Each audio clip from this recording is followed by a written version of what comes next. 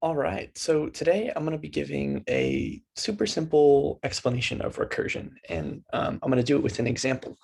So we're going to start by taking an array, and we'll keep it really small, 1, 2, 3. And with recursion, we're going to try to add all the values in this array. So we'll go if add vals, we'll take in the array as a parameter, and then we're going to solve this recursively. So I'm going to go ahead and write the function and then explain why the function works afterwards. When you're working with recursion, every time you call the function, you're calling itself. And you're calling itself with a smaller and smaller and smaller parameter until the parameter doesn't exist. Or if you're working with a linked list or trees, as you'll do later, you're going further and further down the tree until your pointer is none. For this, we're working with it until the length of the array is 0. So we have this base case. We'll say if the array is equal to an empty array. In that case, we're just going to return the value 0 because we're adding, and we don't want to add any value to something that's nothing. And then in the case that it's not empty, we're going to go ahead and do something with the values inside. So we're going to go ahead and return, and we're going to start by taking just one element of the array. And you could either do the first or last. In this case, we'll do the first. We're going to return array at index 0. And then we're going to add the recursive call. So the recursive call is going to be add vals of array. But again, like I said, we're passing in a smaller and smaller value. So it's going to be array, and then we're going to slice it from index 1 to the end. So basically, we're taking the first piece of the array and then doing something with the rest of it until it is down to 0. So this is our recursive function. And I want to talk about why this works in the computer's memory. So we have an example. And I'm going to go through every call to this function. And we're going to talk about stack frames, which is really important when learning about a recursive function. So this is the very first thing that happens. All right, we have an array, which is 1, 2, 3. And then we have the function. So let's just go down it like the computer would look. We have if array is equal to an empty array. Well, it's not. Our array is 1, 2, 3.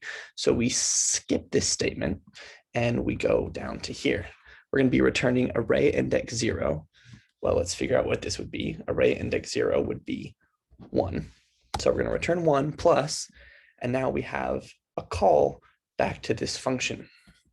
So what's going to happen is it's going to run that function again, and it is going to pause everything above. This is our first stack frame. So this is frozen, and we're just worrying about what's come next. Now we have passed in array from index 1 to the end. So our new array is going to be exactly that. It's going to be 2, 3, because we have taken care of the 1 already. So let's go through this call again. If the array is equal to an empty array, well, it's not. So we'll go down here. We're going to be returning array index 0, which in this case is now 2. And then, oh, look, we have another recursive call. So we're going to call the function again. And now this time, this entire code gets frozen. This is our next stack frame. So now we have an array that is just 3. Go through the whole thing again. Again, it's not empty, so we go here, we evaluate array index 0 is equal to 3, and then we call the function another time. So we're just going deeper and deeper and deeper, and all of these stack frames are being memorized by the computer, and they're just paused for now. Don't even think about them. So our array is now our base case. Our array is empty. So here's where it gets really cool. Here's where we're going to work our way back up all the layers. So if array is equal to empty array, oh, look, it is. So we're going to go ahead and return 0, which means we never reach this part of the code. All right. And this stack frame is now cleared up. We just have a return statement, right? So we're putting 0 back into this stack frame. Where do we put it? Well, again, it ran when we called add vals at array from 1 to 0 or 1 to the end. So this evaluates to 0 because this is what we have returned in the previous stack frame. So now this code is going to be returning 3 plus 0, which is 3. And this is going to be returned into the previous stack frame. So the value 3 is going to put in or get put in where we ran the code. So now we have return 2 plus 3, which equates to 5.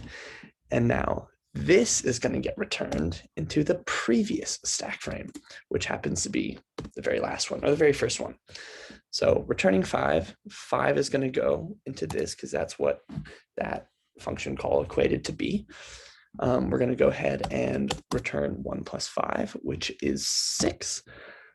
And that happens to be the answer. This all gets cleared up.